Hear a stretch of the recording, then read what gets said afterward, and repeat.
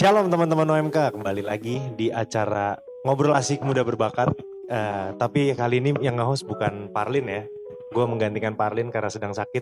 Jadi kita doain supaya Parlin cepat sembuh dan bisa balik nge-host lagi. Amin. Oke, ini kita udah ada satu talenta muda berbakat asal dari Paroki San Barto. Ini ada Franz. Franz mungkin ada ini ya, ada pepatah lah yang bilang kalau nggak kenal maka nggak sayang. Cakep. Yep. Coba Franz lu kenalin diri aja dulu mungkin ya secara singkat lah. Secara singkat aja. Oke, salam semangat OMK ya. Shalom semuanya. Nama gue Franciscus Wahyu Agung. Gue dari Gereja Santo Bartomeus, Bekasi. Jadi gitu, udah ya. Oh, sama lupa skrip, sorry guys. Oke, jadi menurut teman-teman di sini kan tadi judulnya Ngobrol Asik Muda Berbakat ya. Menurut teman-teman di sini melihat gue syukurnya kayaknya gue punya bakat kayaknya ya. Iya, lu teman-teman nih. Iya, menurut Ya kan? kalau menurut gue lu well talented banget sih. Tadi udah ngobrol kita ya. Iya, udah ngobrol di luar. Jadi mungkin ya dalamnya seperti apa nanti teman-teman bisa nilai sendiri lah ya dari obrolan kita. Gitu. Oke, perlu teman-teman ketahui gitu. Kalau Franz ini sebenarnya adalah seorang food consultant sekarang profesinya ya Franz ya. Betul. Yang di industri kuliner lah ya. Yes. Lu orang yang berprofesi di industri kuliner. Betul. Oke, mungkin bisa lu ceritain gak sih Franz? Maksudnya gimana lu awal memulai lu terjun ke industri kuliner gitu? Oke, industri kuliner ya. Jadi memang awalnya juga ini semua sejalan. Gua pun dimulai itu sebenarnya basicnya dari hobi masak, ya kan, iseng-iseng masak buat sendiri, bawa buat bekal. Itu gue mulai itu dari 6 tahun. Dari usia 6 tahun lu udah 6 tahun gue udah bikin nasi goreng kecap. Nasi goreng itu kecap. Buat gue enak banget. Terus lanjut ya, intermezzo itu tadi dikit. Terus gue masuk akhirnya menggeluti terus. Akhirnya kuliah pun syukurnya gue punya kesempatan buat memilih. Ambillah gue kuliner. Dan dari situ gue memanfaatkan pilihan gue itu sebaik mungkin, semaksimal mungkin. Buat yang akhirnya gue godok semua segala macem. Jadilah sampai sekarang di food consultant ini. Food consultant yang akhirnya di food consultant gitu. Oke, berarti lu berangkat dari passion lu memasak. Betul. Bener gak? Betul banget. Gue juga lumayan suka sih masak. Cuma mungkin gue gak jadi profesional kayak lu ya. Oke, betul. Gue cuma suka masak buat diri gue aja. Lebih enak ya? Iya, gue lebih suka masakan gue aja. Lu seneng masaknya apa nyuci setelahnya? Masaknya sih. Masaknya? Iya. Nyucinya bete? Nyucinya kadang gue tumpuk. Sama kok. Sama ya? Sama. Emang enak masaknya doang. Tapi gini, mungkin masih banyak bahasan yang lumayan tabu ya Franz ya. Oke, apa itu tuh? kalau masalah, lu kan sekarang bisa dibilang seorang chef lah ya. Bisa nggak gue katakan sebagai seorang chef? Yes. Iya, bisa lah ya. Bisa. Profesional chef gitu. Ya. Ada kan orang berstigma kalau kok kenapa ya kebanyakan chef itu laki-laki gitu. Oke. Iya nggak? Setuju nggak lo? Setuju banget. Tapi sedangkan memasak itu adalah identik dengan kegiatan wanita. Ini bukan gue mau gender-genderan gitu ya. Oke. Jadi sebenarnya basicnya itu sih penglihatan lama ya. Iya. Masalah wanita itu tugasnya memasak. Dan kenapa jadi banyak laki-laki? Karena kalau menurut gua dan sepenglihatan gua, untuk masalah profesionalitas dan terutama dalam menjaga emosi, artinya lebih cenderung banyak yang laki-laki. Bukan berarti juga laki-laki lebih gampang ngendalin emosi ya, nggak juga ya. Jadi karena pola pikir laki-laki juga logika, dia bisa membedakan di mana dunia kerja, di mana dunia teman. Satu. Jadi ketika lu berantem di dapur, itu kan nanti lah mungkin gue ada satu cerita dua cerita yang kayak gimana sih struggle-nya di dapur ya. Di dapur ya. Jadi di dapur masalah, di luar tuh temen itu bisa banget laki-laki. Sedangkan gue juga tidak mengeneralisir semua laki-laki sama ya. Sama ya. Perempuan cenderung tidak.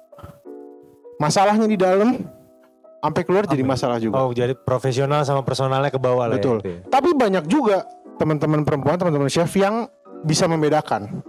Artinya ya balik lagi lah. Kebetulan aja di industri banyaknya tuh laki-laki. Banyaknya laki-laki berarti. Betul. Ya? Terus selain itu di luar juga kayak ketika kita ngomong secara natural, wanita itu kan memiliki beban yang lebih besar. Iya. Apa tuh? Sorry to say, bulanan. Satu. Oke. Ya kan, beban bulanan. Kedua adalah beban kalau misalnya dia mengandung. Sedangkan laki-laki itu kan terjauhi dari semua beban tersebut. Jadi dari situ juga kayak apa sih urusannya kok masak sama ke situ? Nah, ketika lo masak kan lo kan operasional harus day to day, year to year gitu kan. Sedangkan perempuan kan pasti mengalami ada gangguan gitu. Hal-hal alami tersebut kan. Iya. Nah, bisa jadi hal-hal tersebut juga yang menurunkan performa dari wanita. Balik lagi, ada banyak kok sebenarnya yang di dapur itu perempuan.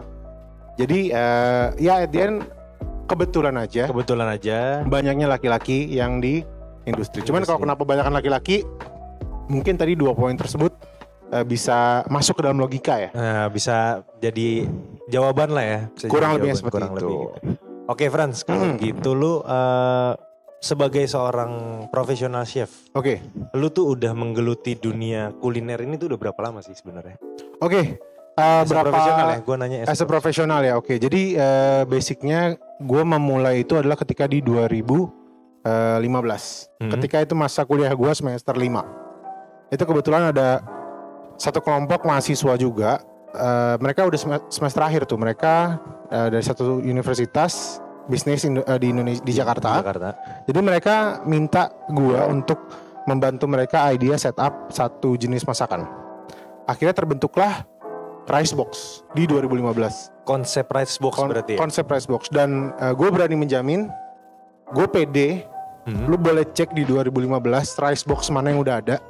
Gue berani jamin bahwa gue adalah salah satu, gue dan tim ini ya, terutama mereka ini adalah salah satu yang menjadi pelopor di Jakarta. Gue ngomong Indonesia lah, kegedean lah. Pionir lah ya. Pionir betul. Selain brand gede tuh yang udah ada kan kayak KFC kan punya Rice Box ya. Rice Box ada. Nah, kita nih salah satu brand yang di luar brand gede yang memulai tradisi Rice Box yang terus kan akhirnya sekarang jadi Rice Bowl, yang terus kayak sekarang jadi aneh-aneh. Jadi packagingnya dimodifikasi lah betul. Ya. Franz, jadi lu bisa disimpulkan itu lu tuh bekerja dengan passion lu gitu. Betul. Banyak lah mungkin sekarang orang yang work with their passion gitu. Tapi gua orang yang nggak berani menjadikan hobi gue tuh sebuah pekerjaan. Gue hobi olahraga, gue tapi nggak menjadikan olahraga itu pekerjaan gue, karena gue takutnya ketika hobi gue menjadi tanggung jawab gue, ada pressure gitu. Jadi kayak beban gitu. Jadi beban. Dan gue malah takut nggak mencintai itu lagi gitu. Kalau dari lu gimana? Kalau dari gue basicnya gimana ya? Tadi balik di awal kan gue udah bilang tuh gue punya kesempatan yang jarang orang punya untuk memilih di usia gue yang segitu muda. Jadi gue kan waktu itu tuh gue tuh jadi basicnya bersyukurnya di keluarga gue itu, jadi gue punya kakak. Kakak gue kebetulan yang masih dibantu diarahin sama orang tua gue. At the end ya kakak gue pun memilih sendiri. Nah gue pengen coba kerja di luar negeri, dibayarin gratis tanpa gue keluar duit sama sekali. Tujuan gue tuh cuma satu, itu doang. Yes. Jadi ketika gue akhirnya udah berjalan di kulineri, gue akhirnya terus jalan. Buat gue itu bukan beban ya. Karena gimana? Gue nggak bisa bohong. Memang yang namanya kerja di industri, kerja di dapur, itu capek banget men. Kayak kalian semua mungkin rata-rata kerja tuh 8 jam sehari, ya kan? 8 jam itu waktu yang begitu ringan buat orang dapur. Singkat tuh buat orang dapur. Singkat. Karena jujur gue itu waktu itu kerja bisa 15 jam sehari, 6 hari seminggu. 1 hari gue libur itu pure buat tidur doang. Gue nggak tahu mau kemana, gue nggak bisa ngapa-ngapain. Apalagi kebetulan waktu itu yang gue ini ada di luar negeri, di Oman. Jadi kayak gue nggak tahu mau kemana. Nah, capek fisik iya, balik lagi ya, capek fisik tuh iya. Tapi ketika kayak lu bilang kebebanan, kekejar apa? Menurut gue normal sih. Karena ya lu kerja di F&B, terutama kuliner ya. Itu pasti prosesnya itu aja kok. Tinggal yang berbeda itu adalah gimana gua nih menyesuaikan diri dengan klien-klien gua. Jadi klien-klien gua kan macam-macam ya. Orang tuh kan ada seribu kepala, pasti 1000 macam ya. Ada yang ini pengennya A, B, budgetnya gede, dikit minta, budgetnya dikit banyak minta, dan lain-lain gitu kan. Tinggal gimana gua ngatur pembawaan gua dan tim kepada mereka. Karena kalau misalnya balik lagi, kalau misalnya lu mau dibawa beban, malah jadi kayak nggak ada yang lu lu kayak nggak bersyukur gitu sih men. Ya. Ya tapi akhirnya itu jadi penyesalan gue juga sih sebenarnya. Lu gitu ya?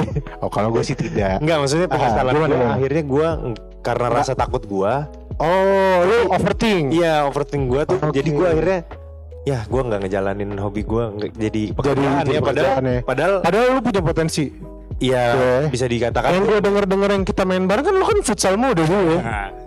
Iya. Ya kalau potensi ya pasti semua orang punya potensi gitu. Cakep. Cuma kan siapa yang mau ngejar itu betul, mimpinya. betul. Nah gue salah satu orang yang ngeredupin takut. Tapi ini dengan gue ngobrol sama lu kayak gini lumayan jadi iya ya terbuka ya. Gue waktu itu gak ini baru lumayan ya. Lumayan lah, ada sembilan dikit ya. Kayak tadi lu sempat bahas kalau lu itu pernah kerja di luar negeri. Ya. Berapa lama atau dari tahun berapa deh lu kerja di luar negeri?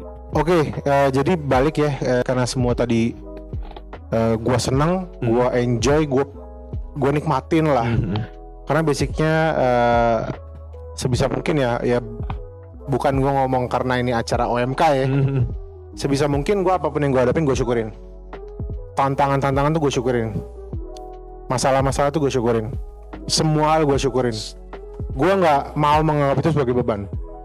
Dari 2014 itu gue semester 3 gue dapat kesempatan buat perwakilan Indonesia, cuman 2 mahasiswa dari Indonesia dikirim ke China. Itu 2014 ada semacam International Travel Expo. 3 bulan gue di China, nggak bisa ngomong bahasa Mandarin, Hokkien, apapun nggak bisa. Gue nggak ngerti sama sekali. Modal gue tau gak lo apa? Gue pucet tau. Gue nggak tahu. Orang jawab, gue pucet tahu. Ya. Udah gue gitu dong. Tapi asli itu menjadi tantangan akhirnya. Cuman ya pelan-pelan gue overcome my fear, menghadapi ketakutan gue itu. Aman gue 3 bulan balik gini gue kesini nih. Jadi artinya selesai ada aja lah tantangan. Selesai lah ya, lu tugas lu di sana tuh selesai. Benar banget. Terus dari situ itu 2014, 2016 itu tadi yang cerita gue di Oman. Itu gue ada waktu kurang setahun itu. Itulah tadi pokoknya struggle-nya kerasnya tuh ya itu 15 jam sehari. Itu dari jam 3 pagi sampai jam 7 malam. Dan sangat mungkin gue udah pulang jam 7 malam nih. Ya kan besok pagi tiba-tiba gue disuruh masuk jam 10. Jam 10 pagi nih. Jam 10 pagi sampai 10 malam. Habis gue pulang jam 10 malam, chef gue ngechat besok lo datang jam 3. Lu bayangin. Sisa cuma jumping 5 jam gitu ya. 5 jam gak ada men. Gak ada. Lu tidur tangguh tuh. Tidur ayam aja gak mau tidur kan. 5 jam doang. Jadi itulah tantangan-tantangan kayak gitu. Jujur ya gue sebisa mungkin gue syukurin ya. Jadi ada aja yang gue pelajarin. Iya pastilah ya, semuanya ada. Betul. Dan di situ ada cerita tuh keras banget sih men. Bisa lu ceritain dikit nggak? Boleh sih, boleh. Ya? Jadi balik ya masalah tantangan. Kita ngomongin tantangan.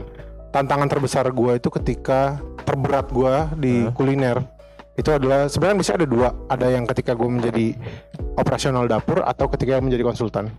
Konsultan tuh masalahnya tadi gue udah sebut ya. Iya masalah klien apa. Nah kalau di dapur itu lebih berat. Mental lu bener-bener dihajar gitu ya? Diinjek. Ibarat orang tuh lu udah nggak punya harga diri. Atasan lu bukan orang Indonesia segala macem. Ya kita bukannya takut atau gimana ya, kita mesti bisa adaptasi gitu kan. Betul. Lu tekanannya segitu gede. Lu bayangin sehari itu kita 2 orang ngurusin 2.300 tamu.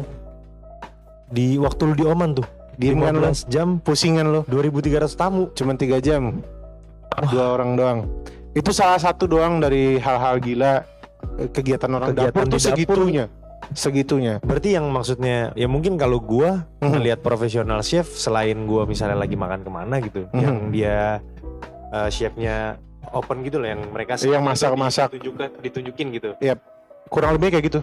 Tapi ternyata seribet itu gitu ya. Betul. Jadi sebenarnya balik lagi ya, kita ngomongin chef ya. Mungkin ada sentilan sedikit juga. Chef itu bukan title yang lu pelajarin, yang gue belajar 5 tahun terus jadi chef, enggak.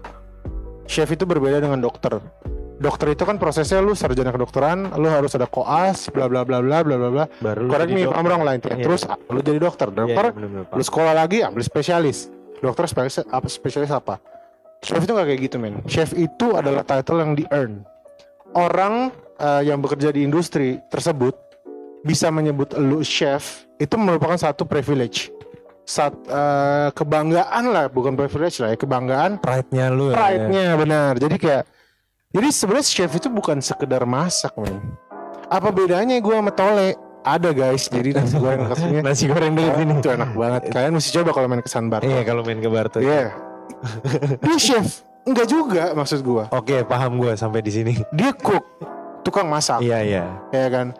Cuman bisa nggak dia melakukan itu, masak yang sama buat 1.000 orang dalam waktu yang.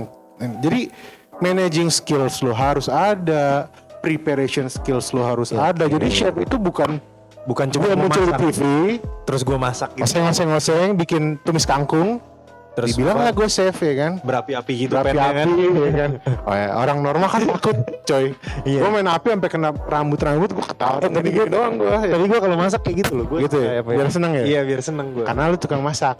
Iya. Bukan chef. Iya bukan chef. Tapi gue chef bosen coy. Iya bosen. Karena gue kan masak masih buat sendiri doang.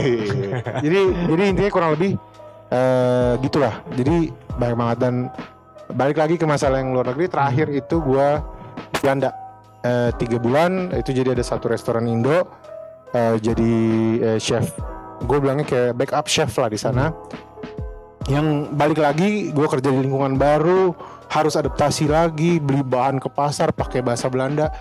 Coy, bahasa Cina aja gue bucetau gitu. Tahu Belanda apa tuh bahasa yang nggak ngerti. Gue udah pakai berusaha bahasa Inggris. Untung mereka lebih pintar untuk bahasa Inggris. Jadi mungkin kalau di sana lebih bisa. Jadi intinya dari pengalaman gue ke luar negeri tuh tantangannya itu beda-beda.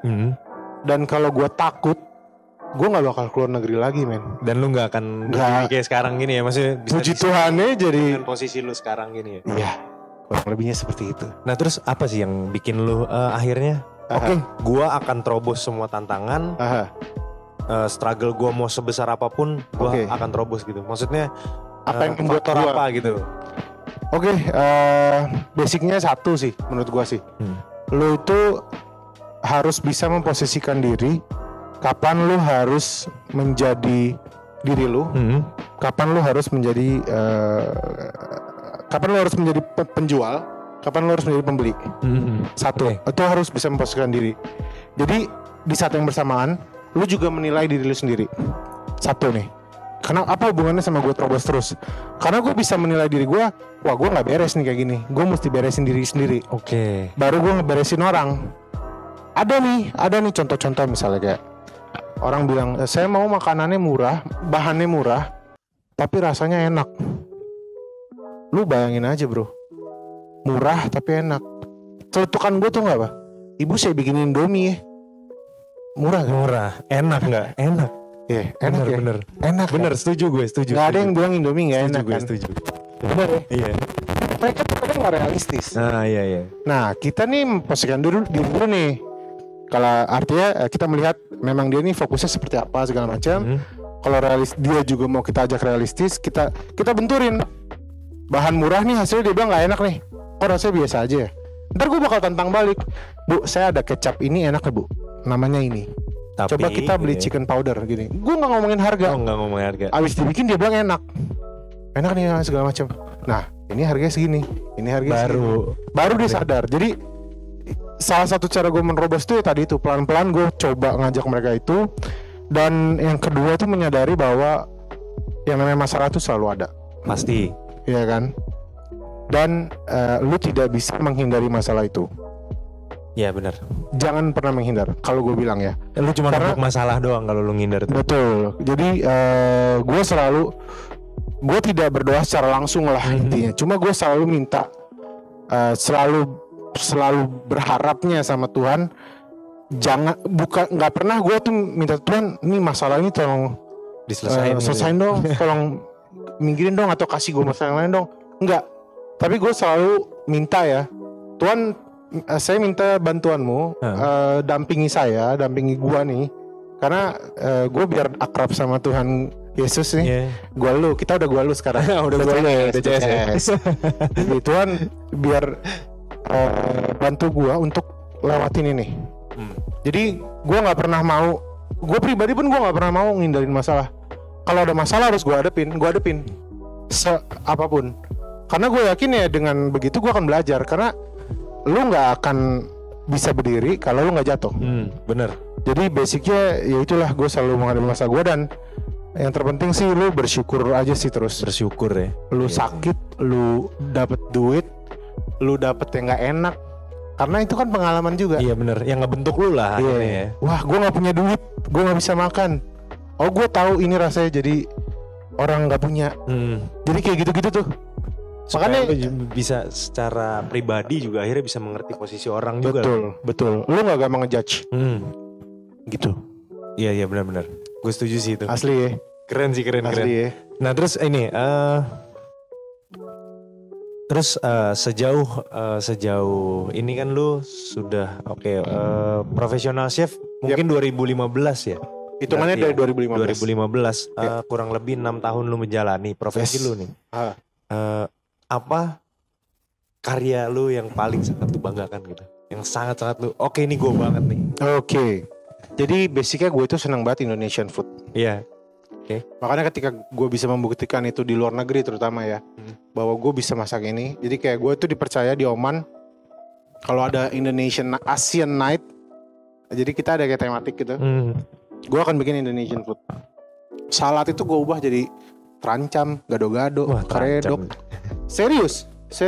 Terancam. Acar kupang, terus Indonesianya apa? Gohu tuna. Memang gue juga bikin yang unfamiliar buat Indonesian themselves gitu. Jadi gue senang banget Indonesian food. Dan yang menurut gue yang paling berkesan buat gue yang ini gue banget itu adalah masak iga bakar penyet. Itu butuh waktu masak 4 jam. 4 jam. Iga bakar sambal penyet. Iya, lu rendam dulu iganya, ya kan, masak pelan-pelan. Itu nggak bisa lu api gede. Api gede empuk tapi pecah. Oh, apa? Low cook berarti ya? Bukan ya. Gue jadi lupa juga nih. Low heat. Yeah, low cook. Low heat. Jadi lu apinya kecil banget. Karena kalau misalnya lu kayak apinya lu gedein, dia bakal technically dia bakal pecah gitu. Makanya kalau orang masak gepuk, tahu gepuk kan lu? Tahu. Rata-rata pasti api gede. Karena habis mateng bumbu digeprek gitu kan. Udah sekalian hancur aja gitu kan. Hancur. Beda ceritanya sama kalau lu masak rawon apa, itu pasti apinya kecil. Iya benar. Apinya pasti kecil karena fokusnya itu empuk, bukan ngerusak si daging. Iga bakarnya nih modelnya kayak gitu juga. Jadi setelah direbus, dibakar di atas arang, dipakai sambal, itu enak banget men makan. Lapar. Masakin gue jam segini lagi makan ya. Habis ini. Enak banget ya. Habis ini ya. Boleh. Jangan pada iri nih teman-teman OMK. Oke. Nah, jadi buat lu masakan the best lu adalah itu Indonesian. Selain itu ada nggak sih masakan yang lu anjir gue sejauh ini susah banget nih buat masak ini nih? Oke. Lu 6 tahun berprofesi sebagai chef lah ya, profesional chef gitu. Ada nggak masakan yang apa ya? Ini menurut gue, kok gue kayaknya bisa nih bikin ini lebih enak. Masakan yang buat lu penasaran lah. Lu belum nyampe mentoknya nih. Kalau yang iga bakar mungkin lu udah gue banget. Ini gue banget nih. Ini gue banget. Benar. Tapi kalau masakan lain yang gue belum. Gue belum puas gitu. Belum puas. Orang udah bilang enak, tapi dari lu pribadi sebagai yang memasak, kayaknya gue bisa lebih lagi deh. Buat gue Indonesian food itu sendiri sih. Indonesian food lagi. Gue suka banget Indonesian food. Tapi gue pusing banget sama Indonesian food. Iya. Itu Indonesian food seems easy but complicated man. Karena base-nya rempah kali ya. 1 rempah, 2 cara masak ya. Rendang nih. Rendang lu tahu kaleo gak? Kaleo daging. Kaleo nggak tahu. Jadi kayak daging berkuah santan, bumbunya sama, rendang intinya. Nah itu tuh sama prosesnya. Rendang masaknya lebih lama. Jadi kayak gitu-gitu sebenarnya banyak banget yang bisa dikulik lagi dari Indonesian food. Dan itu susah banget men. Sampai sekarang gue pun masih belajar. Sampai sekarang gue haus pengen tahu lah gue mau. Iya. Ya itulah ya. Maksudnya harus. Oke, Frans. Kayaknya udah penasaran gue. Tentang lu, terus gue pengen tahu apa dari profesi lu yang lu jalani gitu. Kayaknya kalau dari gue udah cukup. Mungkin buat temen-temen ada pesan-pesan nggak? Oke. Supaya mungkin ada yang masih ragu untuk menjadi seorang chef, atau ada yang masih ragu tentang passionnya dia dijadikan pekerjaan seperti gua, ada nggak pesan-pesan lu untuk ayolah gitu? Oke. Buat anak muda nih. Basicnya sih kalau dari gue ya, gak usah ngomong passion lah, terlalu panjang ya. Passion lah. Yang penting intinya sebenarnya rada mepet ke hidup juga ya. Apapun yang lu lakuin, lu tuh jangan pernah lupa bersyukur.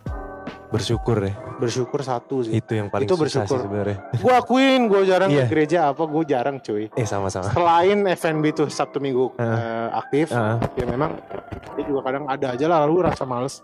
Cuman gue berani jamin gue nggak pernah lupa bersyukur. Buat bersyukur sih. Satu bersyukur, yang kedua terus overcome fear lo.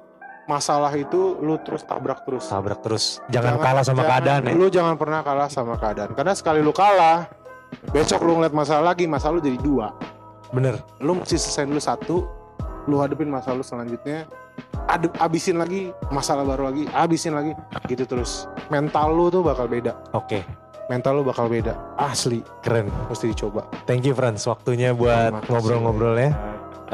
Buat teman-teman mungkin yang penasaran sama Frans, bisa follow ya Frans, IG lu apa Frans? Boleh, namanya @frwahyu di Instagram. @frwahyu. Terus jangan lupa buat follow OMK OMK Sanbarto. Iya, OMK Sanbarto. Oke, thank you banget Frans ya sekali lagi. Terima kasih banyak. Oke, udah sampai di ujung pengacara teman-teman. Kita nanti lanjut di next episode, ada bakat-bakat apa lagi. Nah, buat teman-teman OMK mungkin ada yang mau duduk di sini juga buat ngobrol, ditanya-tanya bakatnya, mau nunjukin bakatnya. Betul. Entah itu menyanyi, entah Boleh itu semua bakat kita terima di sini. Langsung aja kontak personnya di IG OMK Sanbarto. Oke, gua Gary pamit undur diri. Frans. Frans. Bye-bye. Bye-bye. Thank you. Thank you.